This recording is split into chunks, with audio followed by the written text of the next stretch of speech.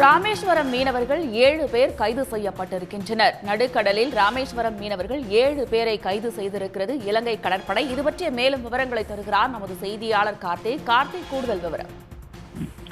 ராமேஸ்வரம் மீன்பிடி துறைமுகத்திலிருந்து நேற்று காலை பாத்தீங்கன்னா 400க்கும் மேற்பட்ட விசைப்படகுல 2000க்கும் மேற்பட்ட மீனவர்கள் மீன்பிடி கடலுக்கு சென்று கச்சத்தீவு மற்றும் நெடுந்தீவு இடையே மீன்பிடித்துக் கொண்டிருக்கும் போது அங்கு ரோந்து வந்த இலங்கை கடற்படை வீரர்கள் மீனவர்களை மீன்பிடிக்காம தடுத்து நிறுத்தி விரட்டி அடிச்சிருக்காங்க.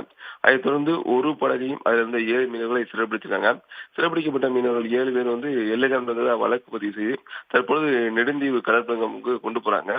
அங்க விசாரணைக்கு மீனவர்கள் எல்லை தாண்டுவதாக வழக்கு பதிவு செய்து நீதிமன்றத்தில் ஆஜர்படுத்தி சிறையில் அடைக்கியிருக்காங்க. இந்த சம்பவம் ராமேஸ்வரம் மீனவரத்தில் ஒரு கொந்தளிப்பை ஏற்படுத்துகிறது. அதாவது பாத்தீங்கன்னா மீன்பிடி தடை காலத்துக்கு பிறகு மீன்பிடிக்க சென்ற ராமேஸ்வரம் மீனவர்கள் 15 பேர் ஏற்கனவே சிறைப்பிடிக்கப்பட்டு இலங்கை சிறையில் அடைக்கப்பட்டிருக்காங்க. மீண்டும் 7 பேர் சிறைப்பிடிக்கப்பட்டது ஒட்டுமொத்த தமிழக மீனவர் மத்தியில் ஒரு கொந்தளிப்பை ஏற்படுத்தியுள்ளது. மத்திய அரசு விரைந்து நடவடிக்கை எடுத்து இலங்கை அரசுடன் பேசி இலங்கை சிறையில் உள்ள ஏற்கனவே சிறைப்பிடிக்கப்பட்டுள்ள அந்த 15 மீனவர் விடுதலை செய்ய வேண்டும். அதே போல இன்று சிறைப்பிடிக்கப்பட்டுள்ள 7 மீனவர்களை உடனே விடுதலை செய்ய நடவடிக்கை எடுக்க வேண்டும் என்பதே ராமேஸ்வரம் மீனவர்களின் கோரிக்கையாக உள்ளது.